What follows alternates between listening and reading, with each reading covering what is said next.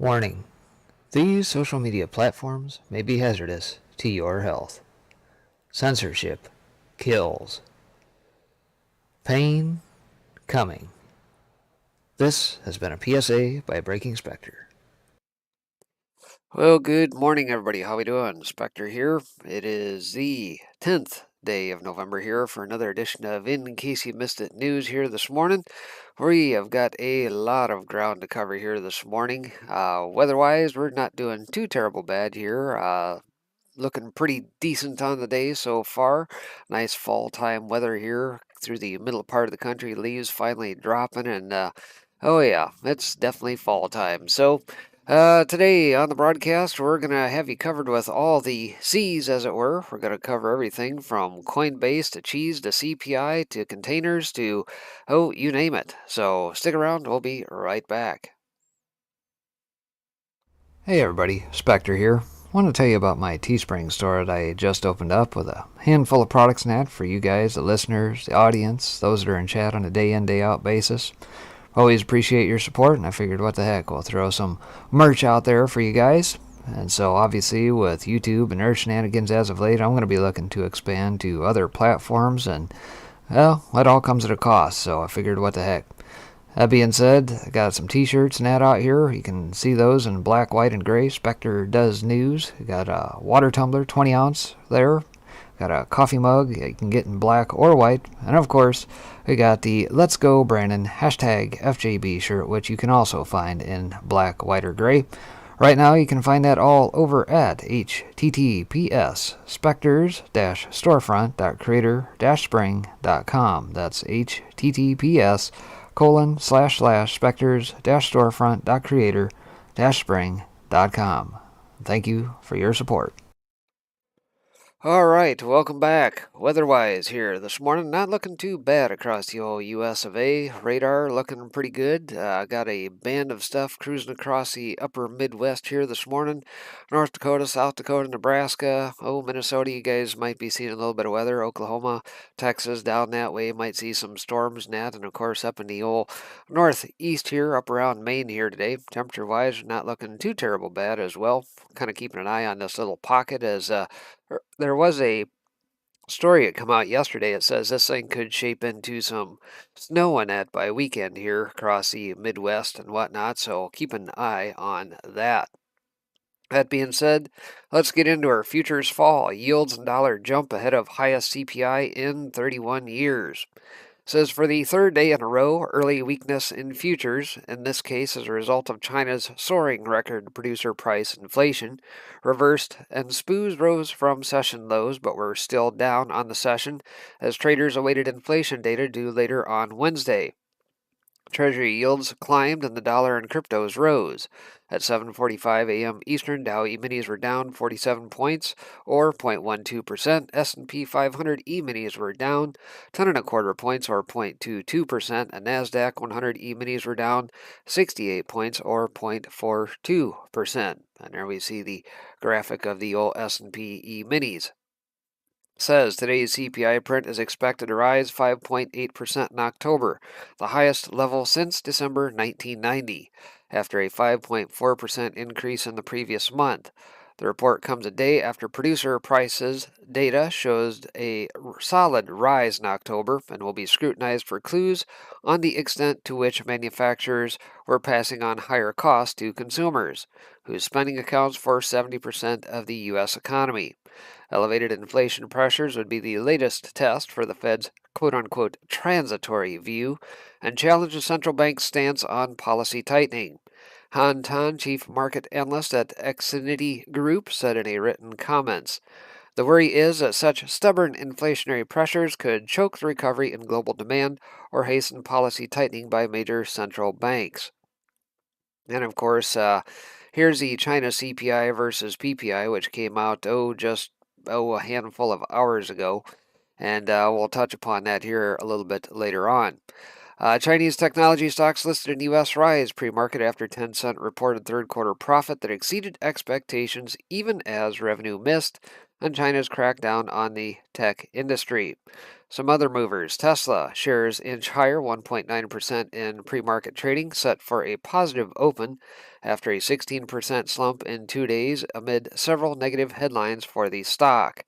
Strand & Company shares jump as much as 43% U.S. pre-market trading, recovering ground after a sharp drop following the branding solutions firm's IPO. Society Pass shares drop as much as 54% U.S. pre-trading hours after the loyalty tech platform had surged following its IPO in the prior session. Upstart Holdings plunged 19% U.S. pre-market trading after the company released third quarter earnings and fourth quarter forecasts. Piper Sandler ascribes share drop to elevated investor expectations and lack of quantification of auto opportunity. Poshmark shares sink 29% U.S. pre-market trading, with Berenberg saying the online retail platform's third quarter and guidance were disappointing. PubMatic surges 22% U.S. pre-market trading after the company's fourth quarter sales forecast topped expectations, and it posted third quarter results that Jefferies called impressive. Fubo TV shares drop 4.3% U.S. pre-market trading as a third quarter results beat for the sports first streaming video platform was overshadowed by higher costs and some weakness on its ad revenue. Also, Purple Innovation slumps 31% after it cut its net revenue forecast for the full year. The guidance missed the average analyst estimate. RingCentral rises 22% pre-market a day after the provider of cloud-based communication services forecast fourth quarter revenue that beat the average analyst estimate. And Toast slides after reporting financial results that include a net loss that widened compared with the same period last year. I'll skip the CPI stuff. I've got more than enough in the old stack of stuff here this morning, but we'll have plenty to say about that. As far as the market snapshot, S&P 500 futures down 0.2% to 46.69 and change. Stocks Europe 600 little change at 482.35. Nikkei down 0.6% to 29,106.78. Shanghai Composite down 0.4% to 34.92 and change. Brent futures little change at 84.75 a barrel. Gold spot down 0.3% to 18.2571 per ounce. The euro down 0.2% to 1.1574, and the US dollar index up 0.18% to 94.13. Some overnight news out of Bloomberg. The European Central Bank would risk exacerbating inequality if it were to raise interest rates before ceasing asset purchases, according to the executive board member Isabel Schnabel. U.S. President Joe Biden and his Chinese counterpart Xi Jinping are scheduled to hold a virtual summit next week, although no specific date has been set, according to people familiar with the matter. A lack of top-tier intelligence on Chinese President Xi Jinping's inner circle is frustrating senior Biden administration officials struggling to get ahead of Beijing's next steps, according to current and former officials who have reviewed the most sensitive U.S. intelligence reports. China's inflation risks are building as producers pass on higher costs to consumers, reigniting a debate over whether the central bank has scope to ease monetary policy to support a weakening economy and potentially adding to the pressure on global consumer prices. The UK opposition called for a parliamentary investigation into former Conservative cabinet member Geoffrey Cox as a scandal over sleaze and lobbying engulfing Boris Johnson's ruling party gains momentum. Over to News Squawk and over to Asia. China's SOE suggests government ease debt rules in property M&A, mergers and acquisitions, according to Kellyan. Iron ore gloom deepens as China property woes threaten demand. Chinese developers surge on report bond rules may be eased, and Tencent's other gains unexpectedly doubles, helping profit beat. Back over to Europe. ECB may aid rich if rate rises before QE ends, Schnabel says. Merkel advisors urge ECB exit strategy as price pressures rise. King sinks Impala plan to create world's #1 platinum firm. And Alstrom's cash drain is less than forecast, and shares jump. So aside from that, on the old calendar here today, 8:30 a.m., a lot pertaining to old CPI here. October CPI year-over-year estimate of 5.9. Prior was a 5.4. Month-over-month, 0.6 versus a 0.4. CPI ex food and energy year-over-year estimate of 4.3. Prior was 4 even. Month-over-month estimate of 0.4% versus a prior 0.2. November initial jobless claims estimate of 260,000. Prior was 269,000. October continuing claims estimate 2.05 million versus a prior 2.11 million. October real average weekly earnings year over year prior down 0.8%. Also, October real average hourly earnings year over year prior down 0.8%. 10 a.m. we got September wholesale trade sales month over month prior down 1.1%. Wholesale inventories month over month estimate 1.1 versus prior the same.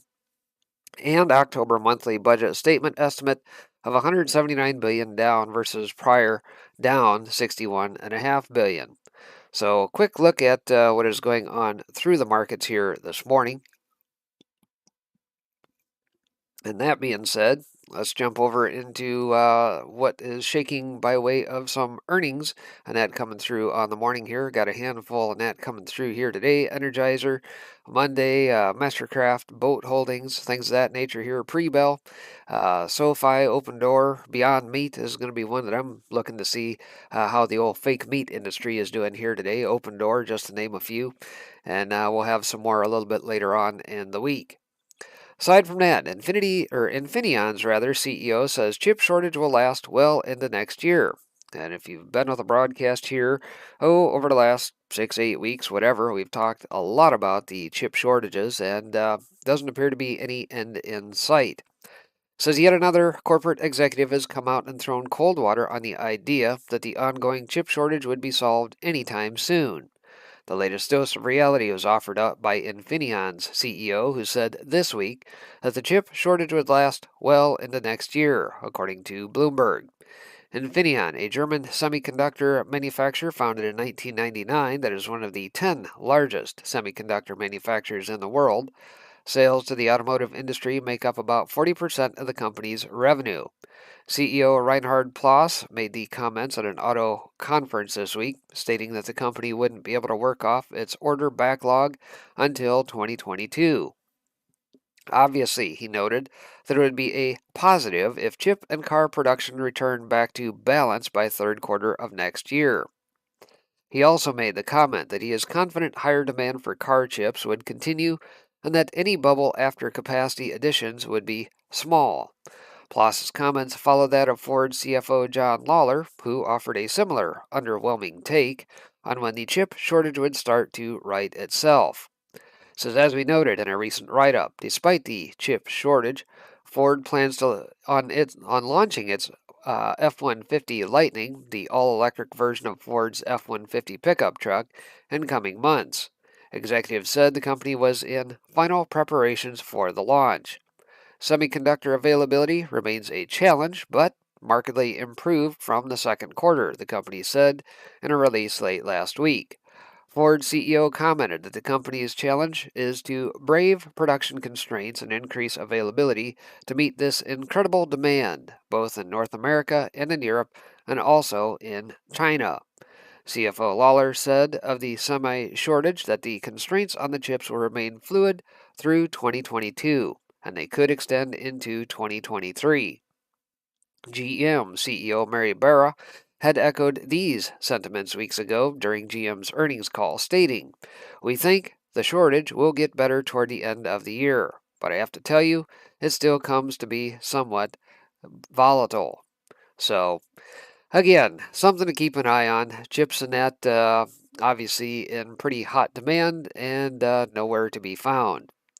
Aside from that, Build Back Better legislation would hamper worker-deprived sawmill industry. And of course, we've watched as all this shenanigans around the scamdemic played out that wood prices and everything went through the roof. I think lately that is pretty well settled down, but is still elevated compared to where it was pre-scamdemic levels. And that's out of RTNS. Says a shrinking workforce and legislation that is being pushed through Washington is weighing heavily on the minds of sawmillers. Says a few in the industry made up the today's sawmill challenges at the Railway Tie Association's annual meeting in St. Louis last week. Says with the housing market boom and COVID-19 scamdemic, railroad wood crossties have taken a backseat to other products in the nation's sawmills. Supply chain issues are constant, and with the older workers opting out, the problem does not seem to have a solution in the near future. There are not enough people on the ground in the lumber industry, Frank Wilson of Wilson Brothers Lumber said. Paul Gaines from Madison County Wood Products echoed Wilson's concern and said wages in the sawmill industry are up 20%. Production is starting to pick up and it is improving. And what sawmillers need to do at the plant is use technology like automation to attract younger workers so the increase in production can be handled.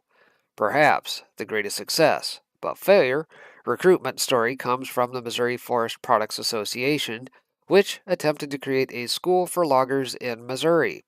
After being turned down by just about every technical school because enrollment numbers could not be guaranteed, the association created its own education platform.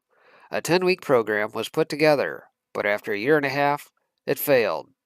We just could not recruit, said Brian Brookshire. I think we need to give it another shot where it's more inclusive, and it needs to be set in a technical school for recruitment.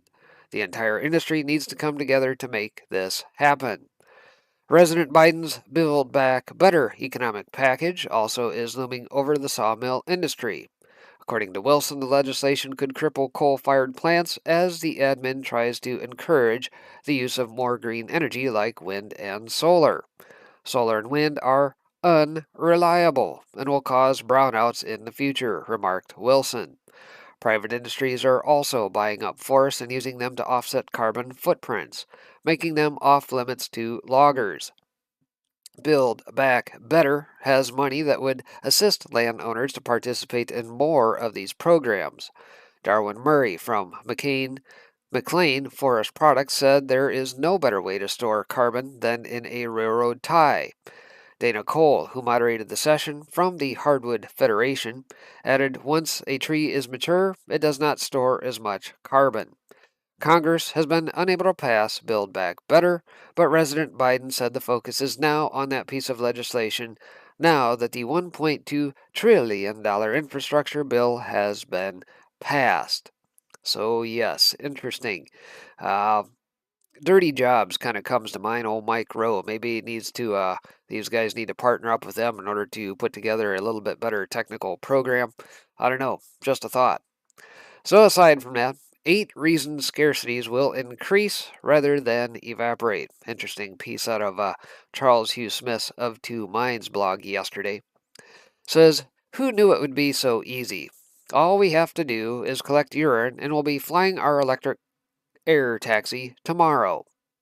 While the private jet crowd is busy selling a future of 1 billion electric vehicles, 1 billion windmills, 1 billion solar arrays, hundreds of thousands of electric aircraft, thousands of new nuclear power plants, and trillions more in wealth accumulating in their bloated ledgers, reality is intruding on their technocratic fantasies. The primary assumption of the private jet crowd is that the developed world will continue to have a free pass to strip developing world nations of their mineral wealth at the low cost of a bribe to the current kleptocrats in power and low wages paid to local workers. The profits will naturally flow to the private jet crowd. It's the divine right of capital. Knowledgeable readers assure me that the technologies of extracting resources have reached such heights that resources will continue to be low cost.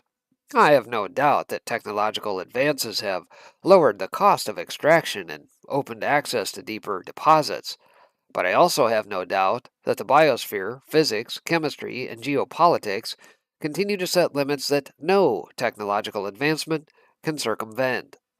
In the technocratic fantasy mindset, all that matters is the electricity that recharges the electric vehicle is carbon free.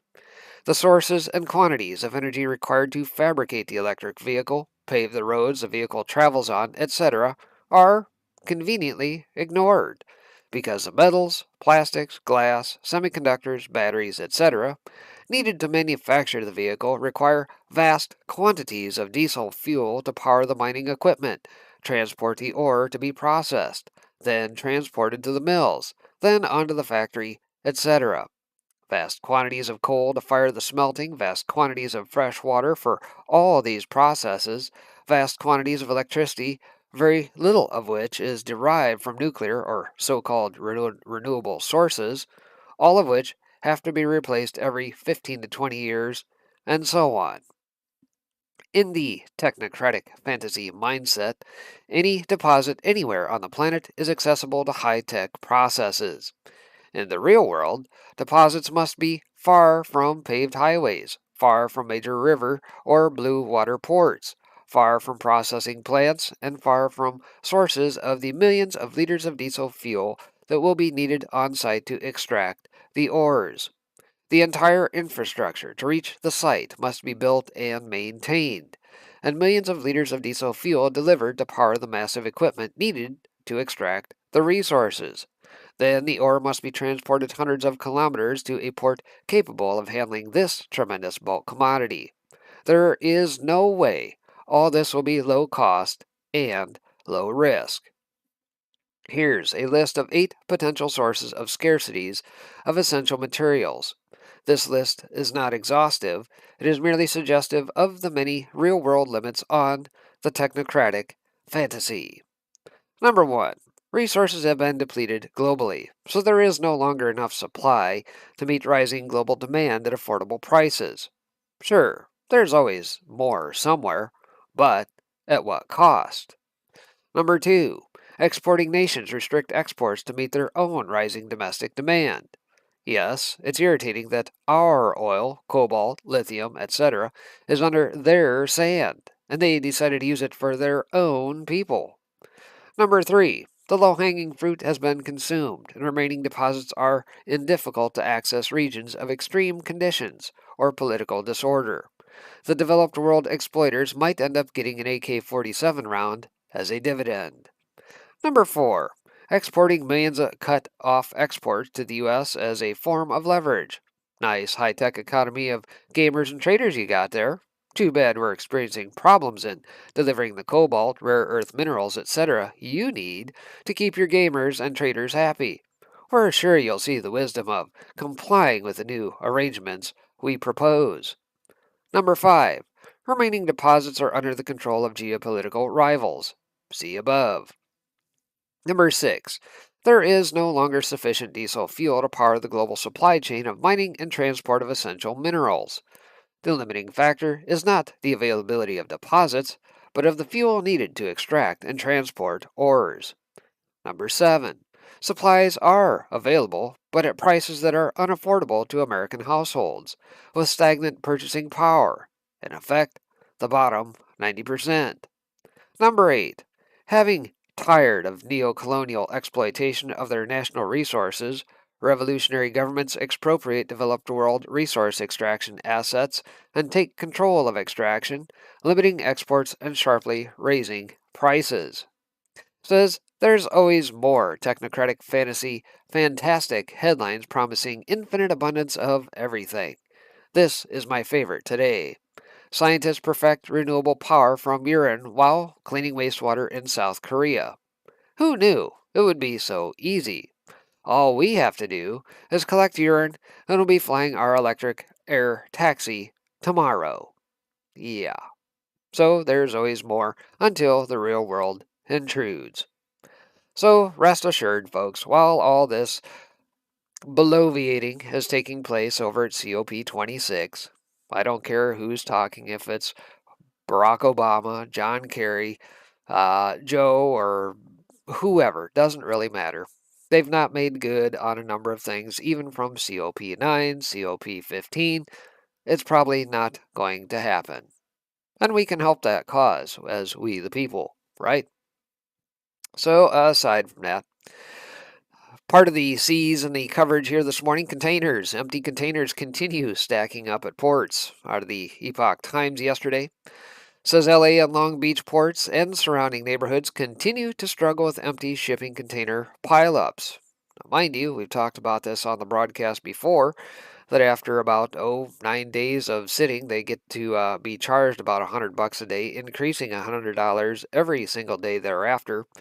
So what happens if these things never move? Who pays in? I don't know. Officials at the ports reported some progress cleaning containers at the terminals, but local police in neighborhoods continued to see trailers dumped into their streets. Long Beach police officers have cited unattached trailers loaded with containers parked along city streets over the past several months, according to Brandon Fahey, the department's public information officer. These trailers are parked especially along the west side of Long Beach in and around the industrial areas, Fahey said. We have noticed an increase of unattached trailers loaded with shipping containers being stored on city streets, Fahey told the Epoch Times in an email. The shipping containers and or trailers are generally being stored on the street due to lack of space in company facilities and the inability to return them to the shipping terminals. Shipping containers wait to be transferred from the ports of LA and Long Beach on October 14th. Yep, nice pile up there. Says Valerie Contreras, former chair of the Wilmington Neighborhood Council, a small community adjacent to the port of Long Beach, said last month her city has been overrun by shipping containers and trucks.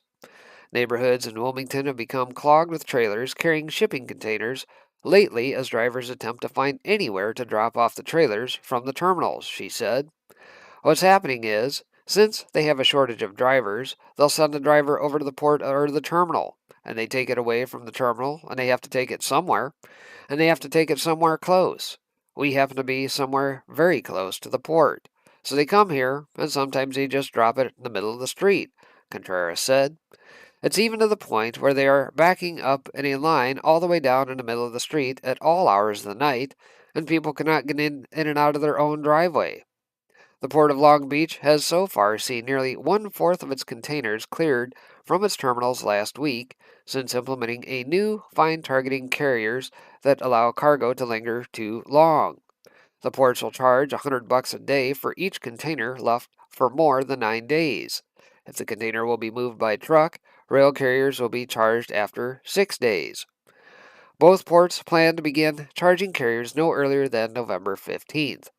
Thanks to the collective and coordinated efforts of our ocean carriers, terminal operators, railroads, and motor carriers, who are pushing long dwelling inbound containers out and creating capacity in the terminals, said Deputy Executive Director of the Port of Long Beach, Noel Hasagaba.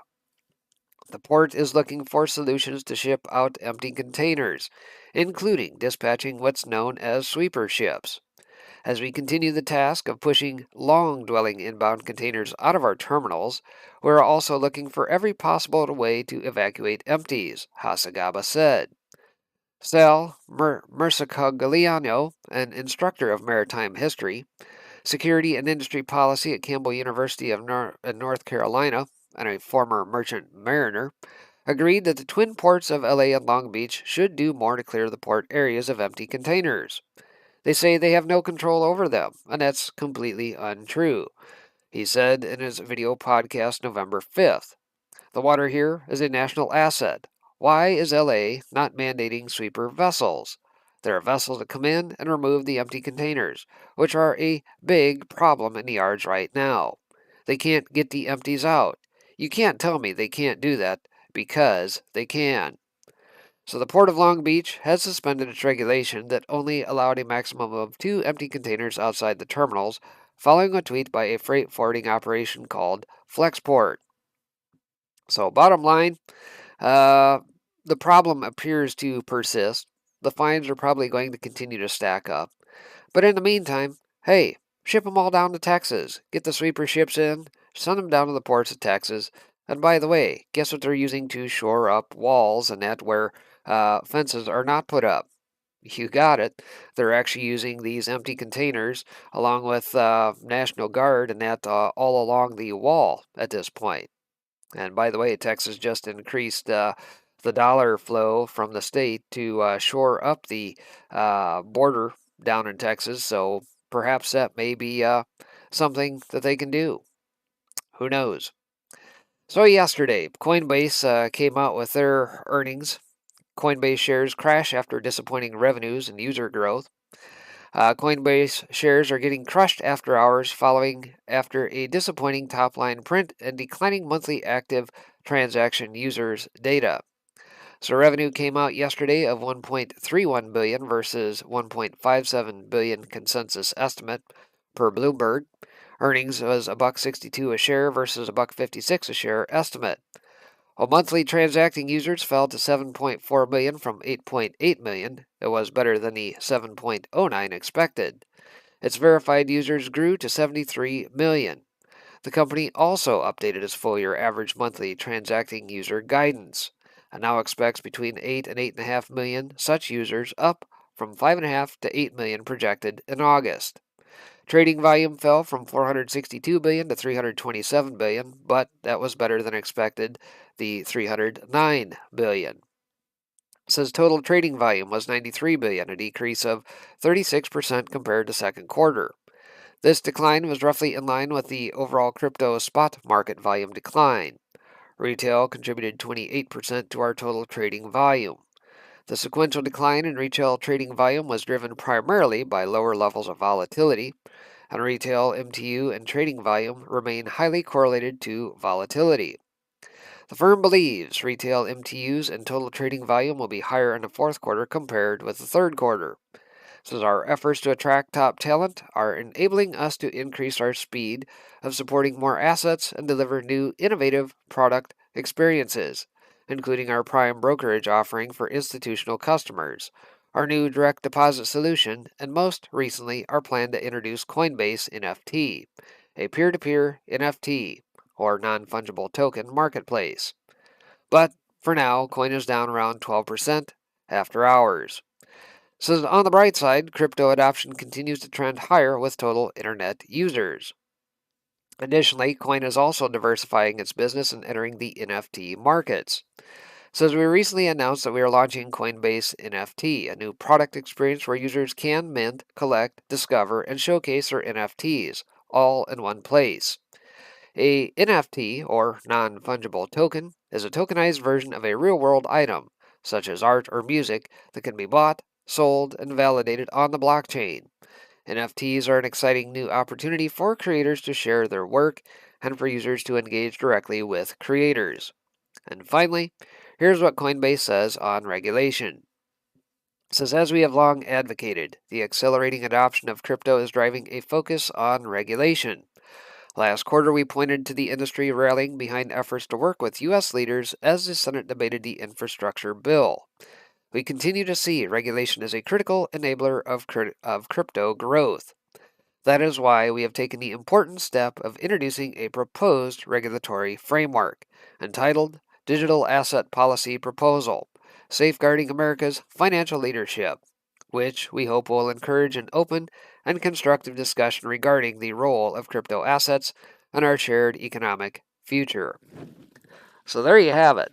In a nutshell, Coinbase and that, one of the major players, if you will, on the crypto space. Not all that stellar results. However, the overall trend is still going up by way of cryptos and demand for them. So aside from that, as mentioned at the top of the broadcast, cheese apparently in the news as well, as cheese prices crumble after cyber attacks hit top Wisconsin dairy producer. And again, I'll highlight this. I just find the timing extraordinary, especially given what we just heard out of the DOJ the other day about cracking down on cybercrime and the fact that all these ransoms and that are being demanded. And yeah, here is yet another just within days, hours of said announcement. I just find the timing incredible. Says a cyber attack disrupted dairy distribution in Wisconsin late last month, resulting in a big plunge in cheese prices. A spokesman for one of the state's largest milk processors, Schreiber Foods, told local newspaper Wisconsin Farmer that a 5 days cyber event halted operations as hackers demanded a rumored $2.5 million in ransom. Now, is that in dollars or was that in crypto? The ransomware attack began on Saturday, October 23rd, and limited the company from buying 500-pound barrels of cheese, which are turned into slices and sold at supermarkets. Says in a recent statement, the company said, "We had a systems issue that impacted our plants and distribution centers. It did impact our ability to receive raw materials, ship product, and produce product. We've made good progress in resolving the issue, and our plants and distribution centers have begun to start up again." The 5-day ordeal triggered spot prices for cheese barrels traded in Chicago to plunge 19% in the last week or so. And here we see apparently when said cyber attack took place and the precipitous drop. The cyber attack on the dairy processor comes as hackers have targeted food supply chains. JBSSA, the world's largest meat producer, was hit with a ransomware attack by hacker group Revel in June. Compound cyber attacks with supply chain woes, including port congestion, higher transportation costs, labor woes, and soaring commodity prices. It's never been harder to be in the food industry. Again, just noting the fact that the DOJ just literally came out with this, 48, 72 hours ago. The timing just seems to be rather coincidental. So perhaps maybe all this centralized food business is maybe not the way to go. I don't know, just a thought. So aside from that, talking a little bit about energy here, appears that Rolls-Royce is to develop mini nuke reactors to decarbonize the power grid. And if you remember, here it's been probably, I don't know, 3, 4 weeks ago, we highlighted a story here on the broadcast. Actually showed a pretty neat little video showing that these mini reactors, how they're made, transported, can actually fit on the back of a flatbed truck, things of that nature. Perhaps maybe this is the wave of future energy. I don't know. Says in a world where ESG is all the rage and the transition from coal to cleaner energy sources is paramount, the UK has become the latest country to embrace nuclear power. According to a company press release, Rolls-Royce Holdings plc raised $617 million to fund the next generation of low-cost, low-carbon nuclear power technology. Rolls-Royce Group, B&F Resources UK Limited, and Exelon Generation Limited will develop small modular nuclear reactors that will allow the country to meet net zero commitments. SMRs will be built in the UK and open for export to customers worldwide. So here's a little graphic that shows how these SMRs work. Number one, it says nuclear power plants generate heat through nuclear fusion. The control rods are made of neutron-absorbing material inserted into the core to regulate the amount of heat generated by the chain reaction. The reactor coolant water picks up heat from the reactor core. The steam is used to drive a turbine, and throughout the process, the pressure keeps the reactor coolant water under high pressure to prevent it from boiling.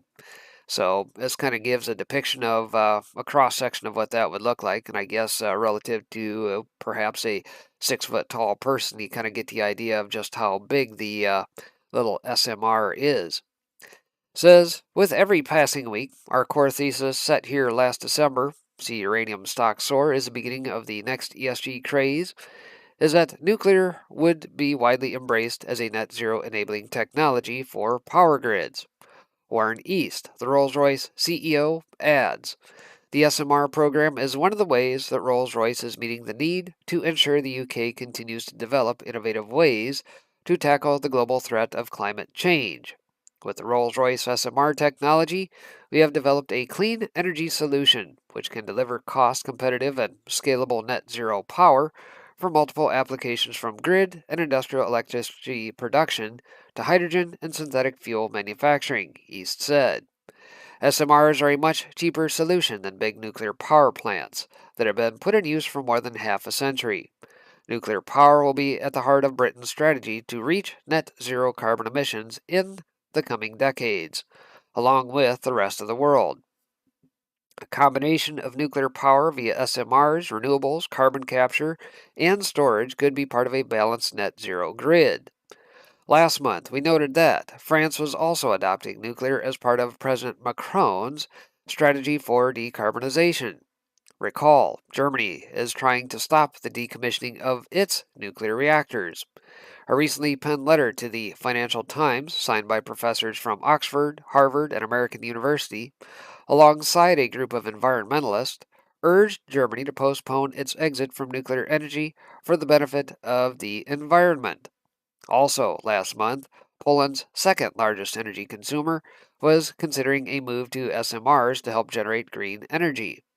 And just days ago, China has emerged as the world's greatest believer in nuclear power, with plans for 150 nuclear reactors in the next 15 years, in a bid to transition from coal to cleaner sources of energy. Says one of the biggest stories in the company that will power the grid, the green nuclear revolution, such as the world's largest publicly traded uranium company, Cameco Corp. And there we see shares of that starting to tick upward. Says today's nuclear ambitions by companies and countries to fuel the ESG craze will be rewarding for those who bought uranium stocks. Interesting. So the old question, cui bono, always comes to mind. Who ultimately is benefiting from all these ESGs and the fact that, the Chevrons, Shells and BPs and things of that nature probably just aren't going to get the lending dollars and funds to be able to extract oils and gases out of the ground any further. Somebody stands to gain. So aside from that, relief from high prices unlikely. Analysts say ahead of consumer inflation data release. That's a piece out of Epoch Times here yesterday, or early this morning rather. Says having seen producer prices soar yesterday, investors closely eyeing consumer prices for any signs that the Fed's quote unquote transitory inflation narrative is true. And Wells Fargo's analysts say it's unlikely sticker shock weary consumers will see relief as a persistent supply side crunch will keep fanning the flames on inflation in the near term. Says yesterday, the Labor Department released data for October's Producer Price Index, the PPI, which tends to front run consumer inflation data as at least some production costs get passed on to consumers, meaning you and I. The headline and core data for producer prices came in at record highs. And there we see the major uptick around 8.6 and 6.8 respectively for the two. Suzanne, today, the Labor Department will issue figures for October's Consumer Price Index, a key measure of inflation from the perspective of end consumers of goods and services. Consensus forecasts predict a year-over-year rise of 5.3% in the CPI inflation gauge for October, with the prior month's rise amounting to 5.4%, near a 30-year high. On a month-over-month basis, CPI is expected to clock in at 0.5%, according to consensus forecasts released by FX Street through Wells Fargo analysts, though Wells Fargo analysts expect inflation was running hotter. Consumer Price Index report for the month of October is unlikely to offer much of a reprieve on the inflation front, Wells Fargo analysts wrote in a note, in which they predict a 0.6% month-over-month increase in the CPI index. Says if realized, this would put headline CPI inflation at 5.9% year over year. And so this gets into some of the speculation around where it was headed here today. Let's see. Margin proxy, I think we covered that in a previous article.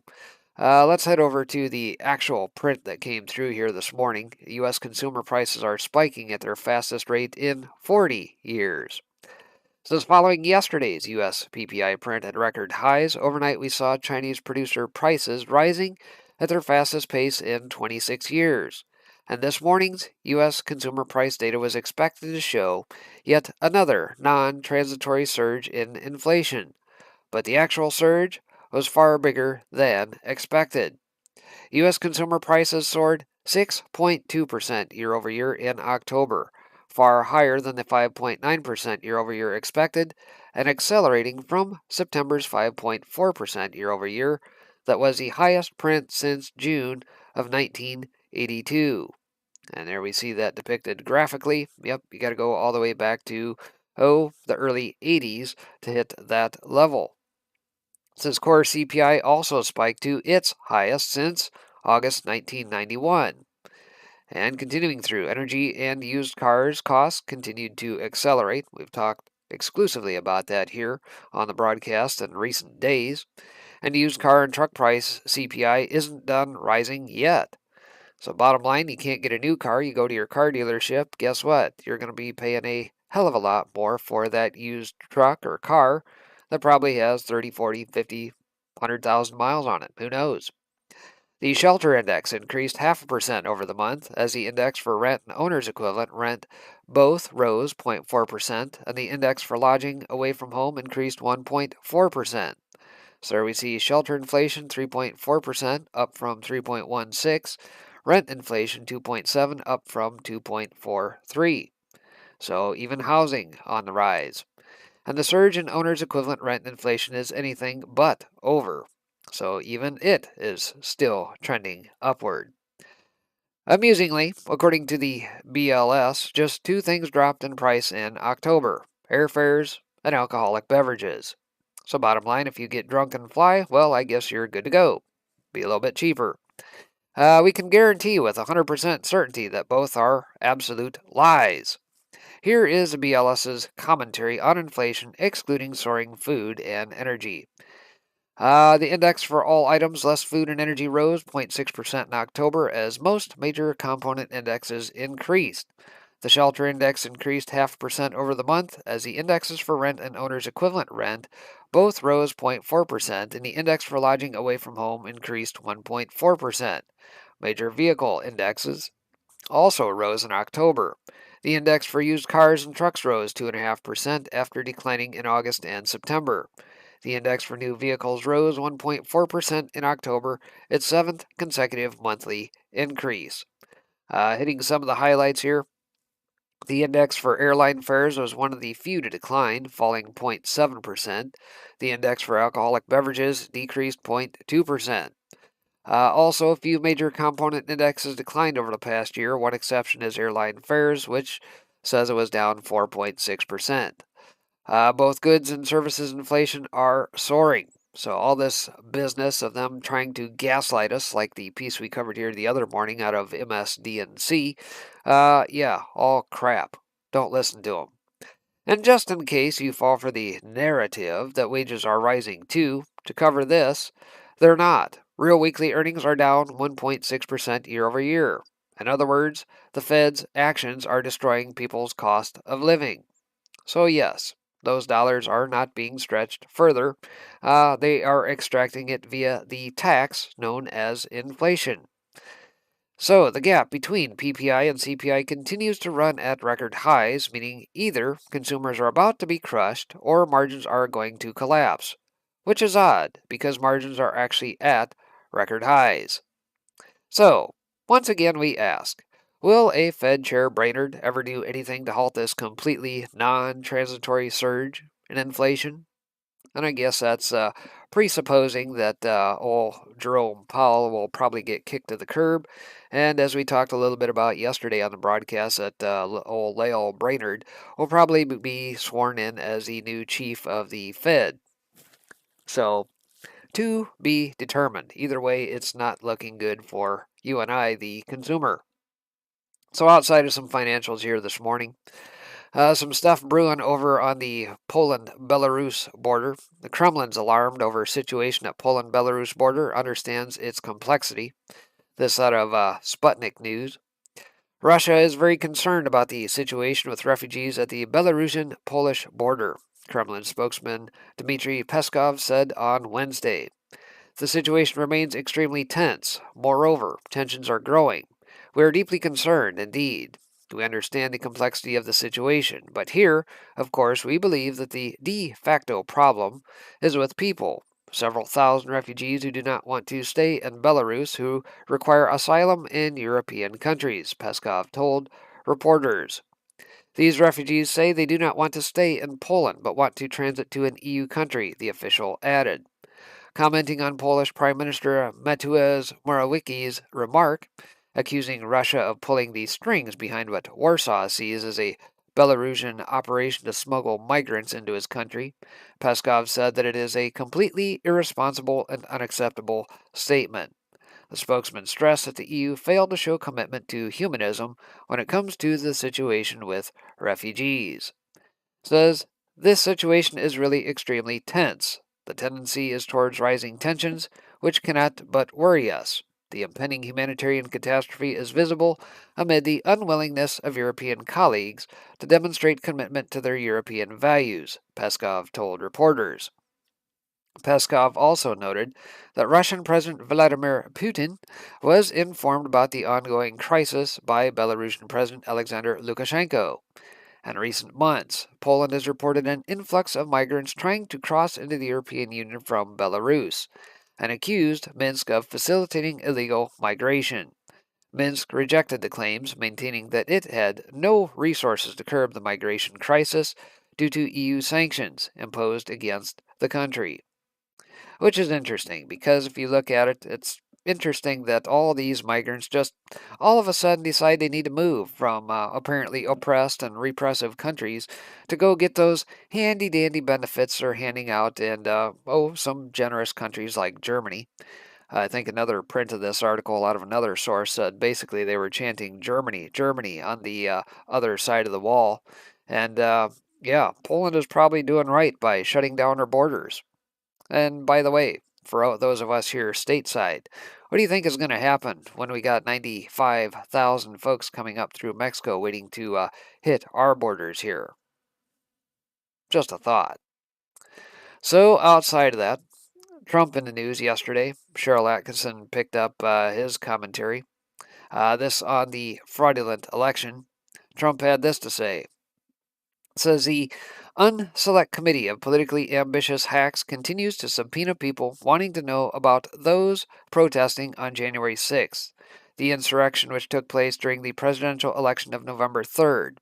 There is so much proof, but the fake news media refuses to print it or show it in any way, shape, or form. Just read the findings of the Arizona report, or look at what's happening in Wisconsin, Pennsylvania, Georgia, and numerous other states. That's right, the committee is studying the protest when it should be studying the fraudulent election that led to the protest. As the lamestream media knows, the facts are there for all to see. So Trump obviously still putting statements out, obviously calling the media to the woodshed, and of course the farce known as the January 6th committee, which yesterday we talked about briefly, that, and just speaking about Belarus, somebody has exiled to Belarus to escape the throes of the FBI. And we'll have to see whether or not that guy is actually granted clemency or what have you in order to stay in the country and avert being picked up by the FBI for obviously being allowed into the Capitol for this insurrection that wasn't. So, aside from that, last but not least on the morning, Joe Rogan ridicules Dems for labeling black conservatives as white supremacists. So Joe Rogan's been on fire here as of late, calling out the media, having Sanjay Gupta on here recently out of Clown News, calling him out for the network lying about him taking horse dewormer and everything else. And Rogan just lays it out. And quite frankly, I think he's probably got a bigger reach and bigger audience, and people are picking up on this. So out of Right Scoop here, Joe Rogan spent a couple minutes today writing Democrats for calling black conservatives like Larry Elder and Winsome Sears as the face of white supremacy. So you got to listen to this. Gay ISIS. There has to be a gay ISIS group, right? You can't be gay and be an ISIS. Oh. That's like being a black white supremacist. But actually, that's possible now. Dude. They're saying that. Oh yeah. Anytime a black person says anything like doesn't go with the Democratic narrative, they said that person's carrying water for white supremacists. Oh, it's unbelievable. They're out of their fucking mind. That lady that was the new lieutenant governor of Virginia, that is a black woman who she's sponsored by the NRA. I mean, I don't know what all of her accolades are, but incredibly articulate lady, powerful woman. They're saying that her becoming the lieutenant governor is a victory for white supremacy. I read that. I read that on Twitter. She's a black woman. She's a black woman.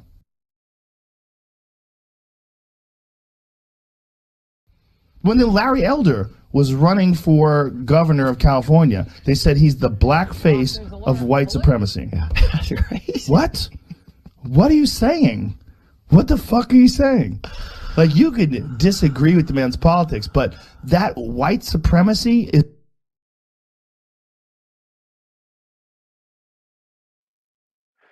Well, I think we get the idea. Like For whatever reason it's hanging up here. A little bit of a lengthy piece, but nonetheless, as this is Joe Rogan, so there are a few F-bombs in the video. In unrelated news, U.S. Navy SEALs are suing over Biden's vaccine mandate as well.